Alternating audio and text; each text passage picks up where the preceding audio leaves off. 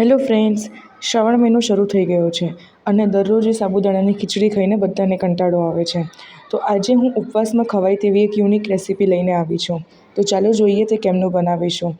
તેના માટે અહીંયા મેં અડધો કપ મોરૈયાનો લોટ, 1/4 કપ રાજગીરાનો લોટ અને 1 ટેબલસ્પૂન જેટલા સાબુદાણાનો લોટ લઈને ઓવરનાઇટ મેં એને પાણીમાં સોક કર્યું હતું. સવારે જોઈ શકો છો કે આ તેની કન્સિસ્ટન્સી છે.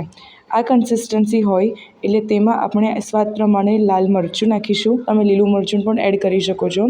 ત્યારબાદ તેમાં હળદર અને ધાણા એડ કરીશું. હવે અહીંયા મેં તેમાં ક્રશ કરેલી દૂધી લીધી છે. છીણી નથી, ક્રશ કરી છે, જેથી તે પ્રોપર એક બેટર બની શકે.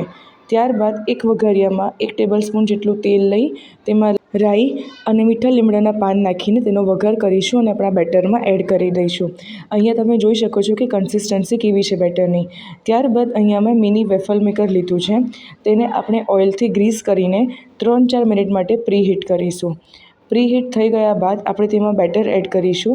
પણ ધ્યાન રહે કે બેટર એડ કરતાં પહેલાં વેફલ મેકર પ્રોપરલી પ્રીહીટ થયું હોય. અહીંયા બેટર એડ કરીશું. બહુ થીક નહીં રાખીએ, જેથી તે વેફલ મેકરની બહાર ના આવે. 5 થી 6 મિનિટ બાદ આપણે એકવાર ચેક કરી લઈશું. જો આપણને ક્રિસ્પ જોઈતું હોય તો આપણે થોડો વધારે ટાઈમ તેમાં થવા દઈશું. અહીંયા આપણે જોઈ શકીએ છીએ કે આપણો વેફલ રેડી થઈ ગયા છે.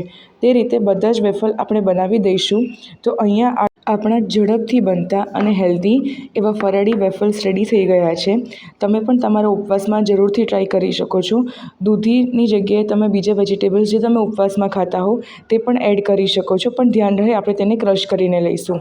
તો આ રેસીપી તમે જરૂરથી ટ્રાય કરજો અને ગમી હોય તો લાઈક, શેર અને સબસ્ક્રાઈબ કરવાનું ના ભૂલતા.